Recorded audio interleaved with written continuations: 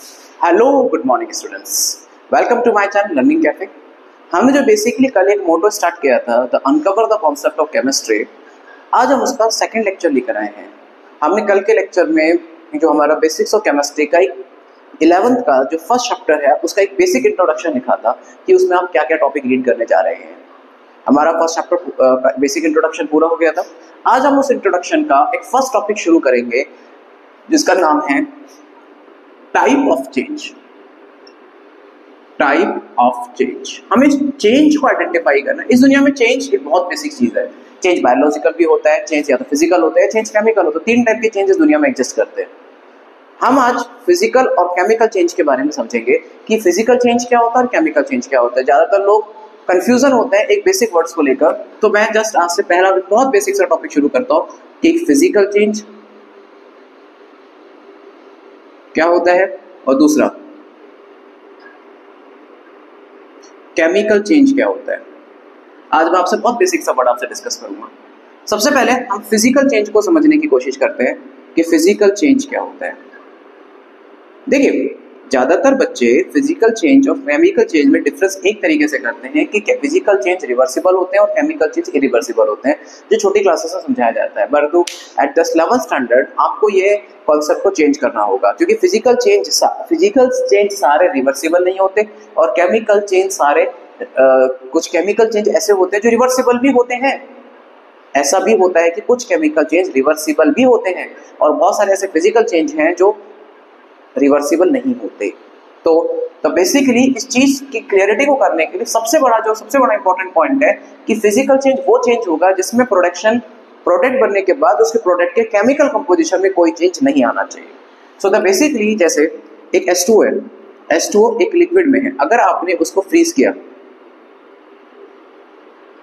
तो किसमें कन्वर्ट हुआ? H2O सॉलिड में। तो देखिए, ये H2O, क्या इसके फिजिकल क्या इसके कंपाउंड के केमिकल फॉर्मूले में चेंज आया? नहीं आया। तो इसलिए ये एक तरह का फिजिकल चेंज है। इसको आपने फॉर एन एग्जांपल अगर आपने सीधा इसको लिक्विड में कन्वर्ट कर दिया, तो जब आपने सीधा इसको लिक्विड में कन्वर्ट किया तो क्या कोई चेंज आया? नहीं आया। क्यों? केमिकल कंपोजिशन तो जब भी सेम ही रही ना। ओके, अगर आपने उस लिक्विड को बॉईल किया तो बॉईल करने के बाद क्या बना? H2O vapour. तो क्या इसके केमिकल फॉर्मूले में चेंज आया? नहीं आया। क्यों? क्योंकि एक फिजिकल चेंज है। आज हम इन फिजिकल चेंज और केमिकल चेंज की बेसिक फिनोमिना को समझेंगे कि फिजिकल चेंज क्या है और केमिकल चेंज क्या है। तो ये जिसमें कोई केमिकल कंपोजिशन में चेंज नहीं आया, ये इसका फिजिकल चेंज कहलाता है। ओके, जैसे दूसरा हम समझे केमिकल चेंज क्या है, तो यहाँ सबसे इंपॉर्टेंट है they should not change in the chemical composition. उसके केमिकल कंपाउंड में कोई चेंज नहीं आना चाहिए, उसके प्रोडक्ट के केमिकल कंपाउंड में केमिकल कंपोजिशन में कोई चेंज नहीं आना चाहिए। ये चेंज क्या कहलाता है? ये चेंज कहलाता है फिजिकल चेंज। ओके, जैसे हम दूसरा समझें केमिकल चेंज क्या होता है। केमिकल चेंज जो होता है the change in chemical composition, उसके केमिकल कंपोजिशन में चेंज आना चाहिए, वो चेंज कहलाता है आपका केमिकल चेंज। एग्जांपल के लिए देखें, जैसे आपने H2 प्लस O2 उसको रिएक्ट करके आपने H2 बनाया, ठीक है, उसको बैलेंस कर दें तो जैसे हाफ O2 हो गया। तो ये H2 से H2 बना, there is a change in the chemical characteristic, so वो केमिकल चेंज कहलाता है। जैसे N2 plus 3H2 plus 2NH3, तो there is a change in the chemical composition, this is called the chemical change. तो chemical change हम इस chemical change जिसको हम केमिकल रिएक्शन भी कह सकते हो, हम उन्हीं चीजों को पढ़ेंगे कि केमिकल रिएक्शन एक्चुअली होती क्या है, केमिकल रिएक्शन एक्चुअल में होती क्या है, उस केमिकल चेंजेस के क्या क्या इंपॉर्टेंट कैरेक्टरिस्टिक है और क्या क्या बेसिक पैरामीटर्स है, उनके बारे में आज समझेंगे।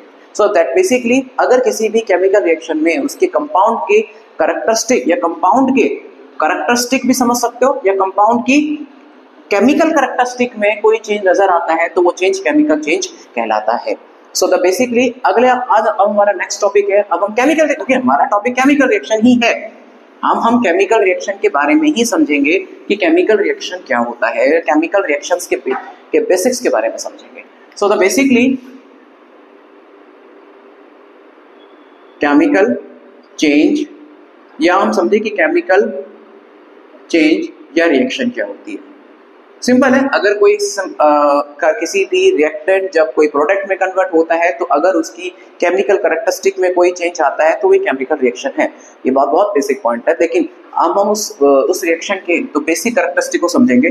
जैसे A प्लस B आपस में रिएक्ट करके कोई C बनता है, मतलब जैसे ये रिएक्टेंट है C बना, मान के चलो उसके केमिकल कैरेक्टरिस्टिक में चेंज आ गया है तो वो प्रोडक्ट बना। हम रिएक्टेंट और प्रोडक्ट को कैसे डिफाइन करते हैं कि ज्यादातर हम क्या कहते हैं कि जो एरो के इस साइड लिखाओ, लेफ्ट साइड लिखाओ, वो हमारा रिएक्टेंट है, और जो लेफ्ट साइड लिखाओ तो वो प्रोडक्ट है। तो क्या फिर हम उसको ऐसे नहीं लिख सकते? सिर्फ इतना ही अगर पॉइंट है तो क्या ऐसे नहीं लिख सकते क्या?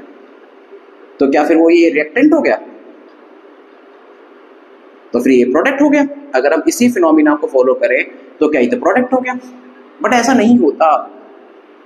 देखिए रिएक्शंस क्यों होती हैं, सबसे पहली बात समझ लीजिए रिएक्शंस क्यों होती हैं, तो हमें रिएक्टेंट और प्रोडक्ट का मतलब समझ में आएगा।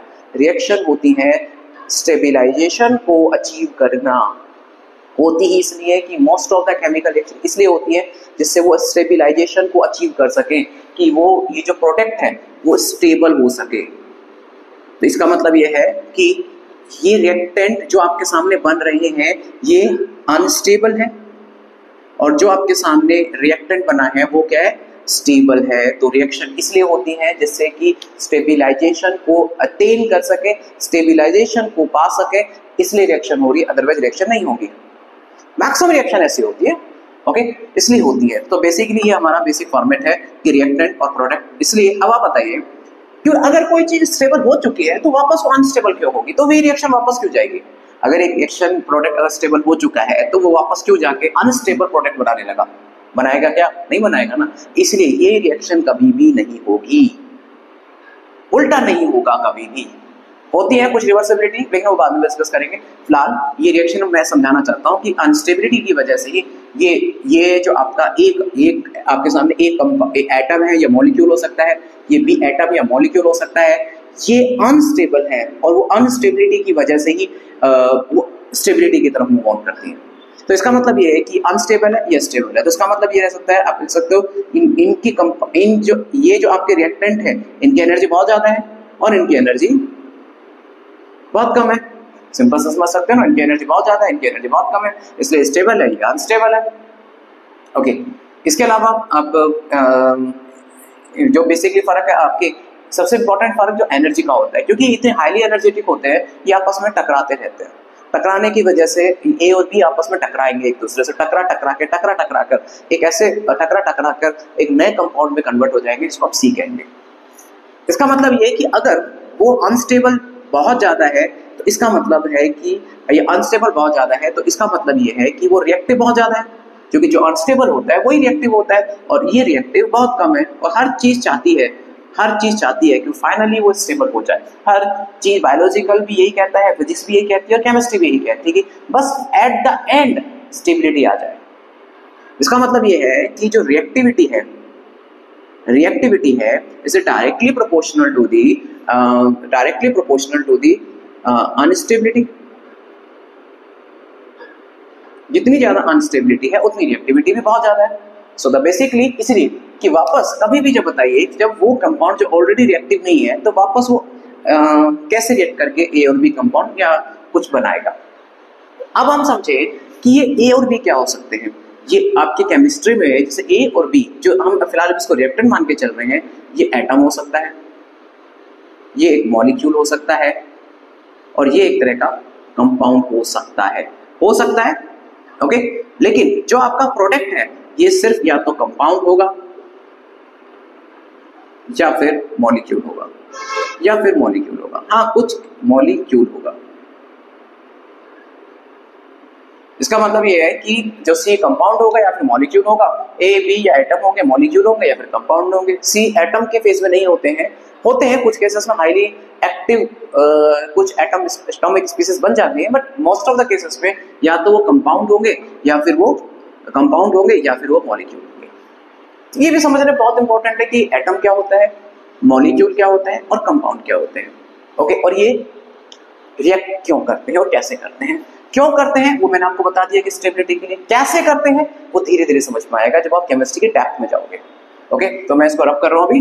सो द बेसिकली अब हम समझते हैं छोटे छोटे words, that's words it means atom, कि एटम क्या है।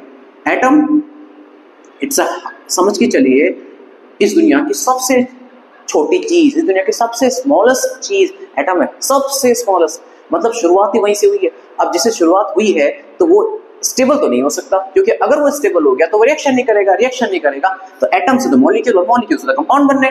तो इसका मतलब जो एटॉमिक स्पीसीज होती हैं वो बहुत हाईली अनस्टेबल होती हैं। तो ये हाईली अनस्टेबल कंपोनेंट है। Okay, this is a basic unit of an element.